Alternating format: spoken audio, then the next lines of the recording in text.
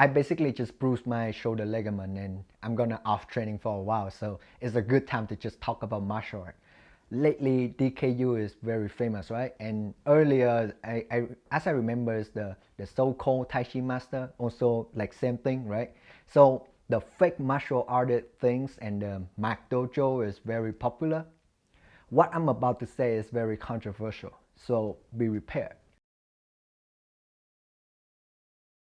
In social media, the textbook definitions of a real martial artist is somebody who can fight, right?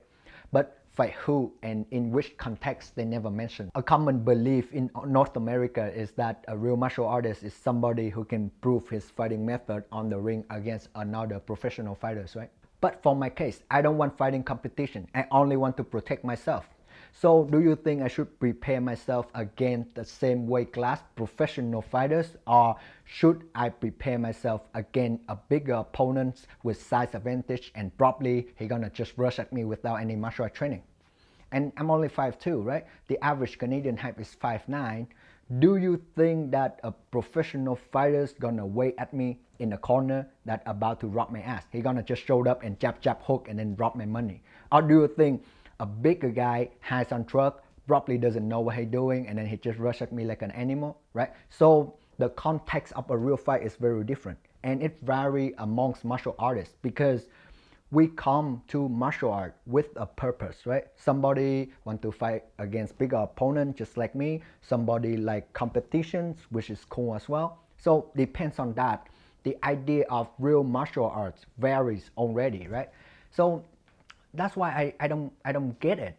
By saying real martial art is something that you can use it in the ring, by something that you can use it in the street, is very wrong, because you force your opinion on others with straight Nazism, right? And there's a reason why Nazism doesn't exist in the modern day, because people should have the freedom of choice. Honestly though, I cannot understand the idea of MCdojo. Any school that doesn't teach combat is MCdojo, right? But then the idea of combat is that you take down the enemies as fast as possible and at any cost. If that's the case, then any martial art that doesn't have weapons is not a combative martial art then, right? Like MMA is not a combat martial art, because if you compare between MMA and Filipino martial art, amateur Filipino martial art can kill a 20 years MMA professional fighters in 30 seconds. I guarantee that. Because this guy got a machetes, right? So he got weapons advantage. And that's exactly what military think. They don't just go and knock on your door and then, hey, send out the guy that's the same weight class and then we're gonna have a fair fight. No, they're gonna dominate you with quantity, with quality. They're gonna show up with 20 people, with guns, with bombs, with helicopters, right? With all of the modern technologies. So the idea of judging a martial arts school based on the degree of combat is very dumb. It's like you going to the gym and then people call you fake gymmer just because you don't do Olympic weightlifting. Well, since I do Olympic weightlifting, I'm at least not a fake gymmer, okay? For me, nothing wrong with doing the stuff that's not combative. As long as it can help your life, it can help your mental well-being or whatever. It brings you some benefit, that's good enough. Look at a fencing champions, right? He might not be able to fight in the ring or in the street or whatever, right? But this guy trained hard, right? He disciplined, right? He's a champion. He got a lot of respect. He enjoyed what he's doing and he make good living, right? So if that's what fake martial artist is, I want to be fake martial artist as well.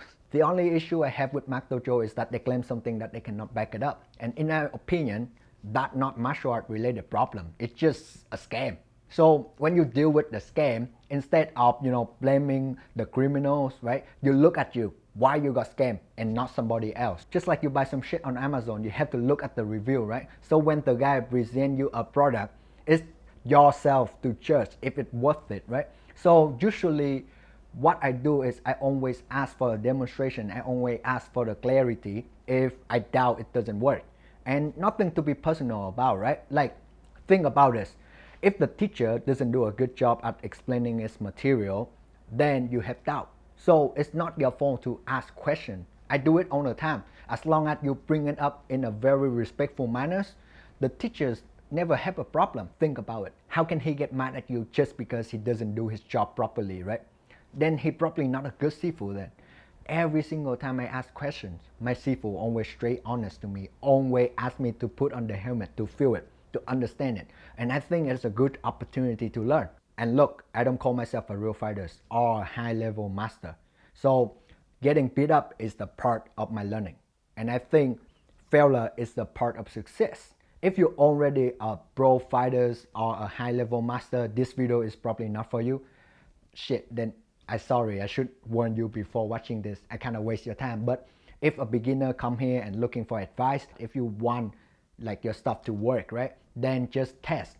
Don't fucking listen to everyone, because you know, even yourself, you can bullshit to yourself, right? You could be delusional, you don't know that. Like, yeah, I've been delusional all the fucking time.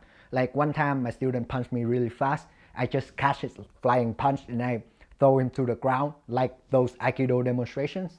The next day I come to my Sifu and I'm like, Sifu, I think I figured out how to catch a flying punch. And then my Sifu also get excited too. And I'm like, miss. Then my Sifu like, hey Jay, I don't think it worked. It happens all the fucking time. So the idea is to grow up some responsibility.